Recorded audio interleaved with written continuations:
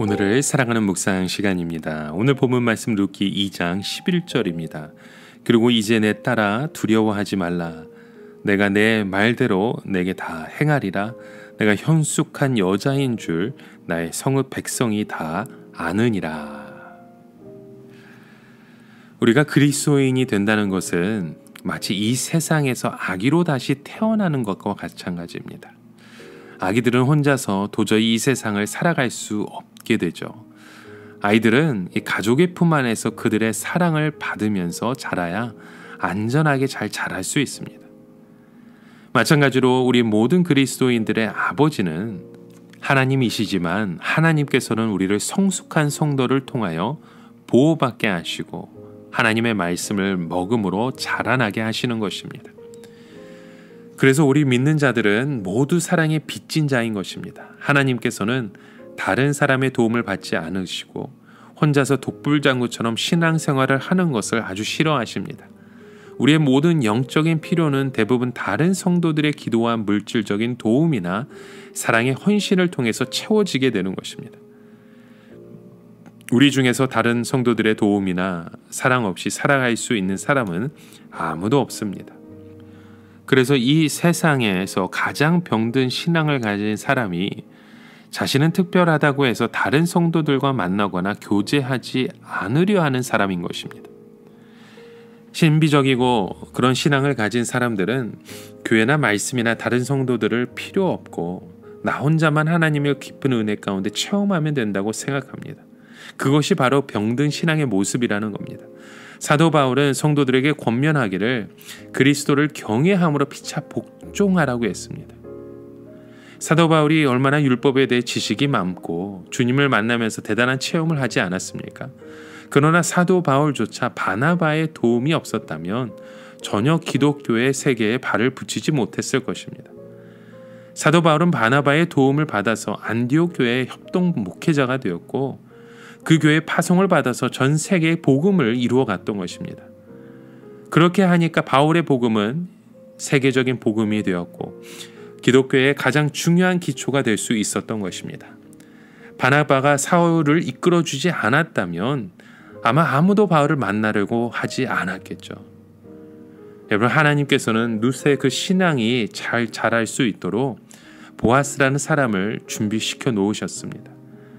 다행스럽게도 보아스는 룻이 보리 이삭을 주우러 들어간 그 보리밭의 주인이었습니다.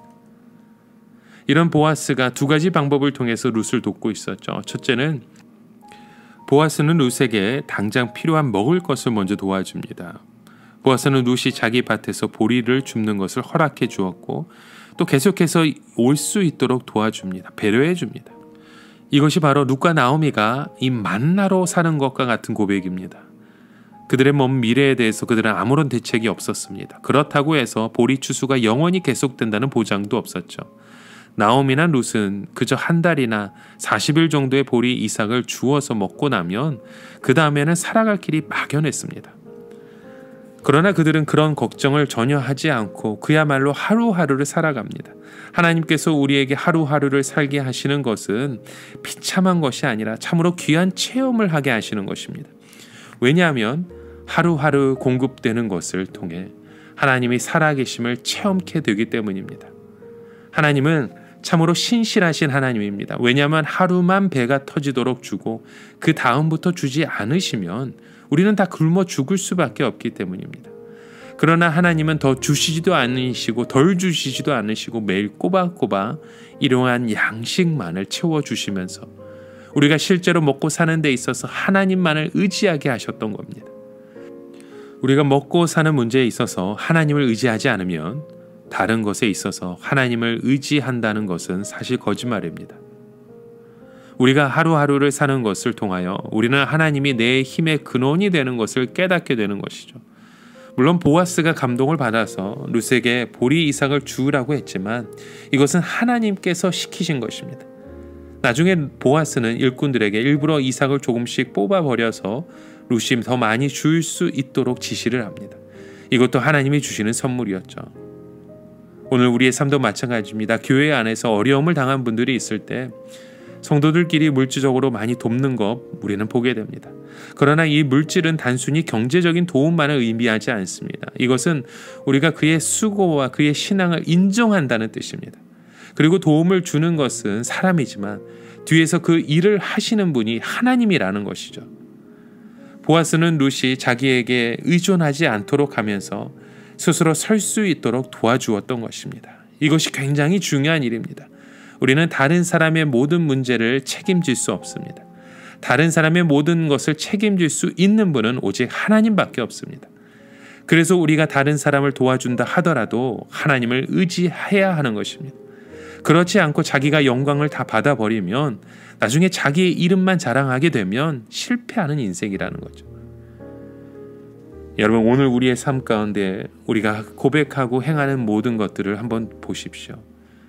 우리가 룻에게서 느끼는 것은 전혀 때가 묻지 않았다는 것입니다.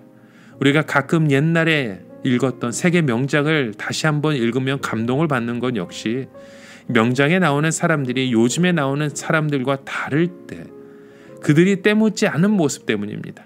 하나님의 백성에게 가장 중요한 것은 순수하고 깨끗하고 때가 묻지 않은 그 신앙의 고백입니다. 여러분, 오늘 룻과 보아스의 모습을 통해서 하나님의 그 인도하심을 바라보기 바랍니다. 보아스는 신앙이 없는 다른 남자들이 룻을 해치지 못하도록 룻에게 다른 밭에 가지 말고 자기 밭에서 일하게 합니다. 하나님의 그 사랑의 고백이 그곳에서 시작되었던 것이죠. 오늘도 우리의 삶 가운데 그 믿음의 고백을 통해 하나님의 영광 받으시는 그 삶의 제사를 드리는 저와 여러분의 하루가 되시길 주님의 이름으로 간절히 축원합니다. 오늘을 살아가며 한 가지 묵상의 질문을 드립니다. 여러분, 룻이 당장 필요한 것이 무엇이었습니까? 먹을 것이었습니까? 오늘 우리의 삶 가운데 가장 필요한 것은 무엇입니까? 우리의 의식주의 해결 문제입니까? 여러분, 그 무엇보다도 오늘 하루하루 우리와 함께 동행하시며 우리를 통해 역사하시고 그 우리의 삶의 모습을 통해 하나님 아버지께서 기뻐 받으시는 삶의 제사를, 삶의 예배의 고백을 드리시는 저와 여러분의 삶이 되시길 주님의 이름으로 축원합니다. 함께 기도합니다. 하나님 아버지, 오늘도 우리의 삶 가운데 그 도움의 손길을 우리가 함께 뻗쳐가길 원합니다. 스스로 일어설 수 있도록 우리가 함께 도와주는 그 책임을 함께 지길 원합니다. 서로를 바라보며 품게 하여 주시고 서로에게 하나님 위로의 그 고백을 드리게 하여 주시옵소서. 예수 그리스도의 이름으로 기도드립니다. 아멘.